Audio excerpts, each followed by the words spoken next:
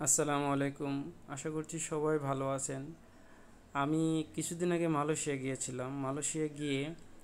গিয়েছিলাম লঙ্কাবীর দেখতে।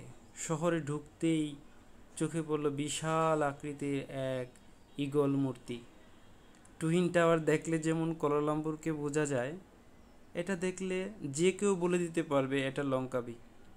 পর্যটকদের স্বাগত জানাতে এখানে প্রবেশ মুখ বড় বড় অক্ষরে লেখা আছে, ওয়েলকাম টু লঙ্কাবী।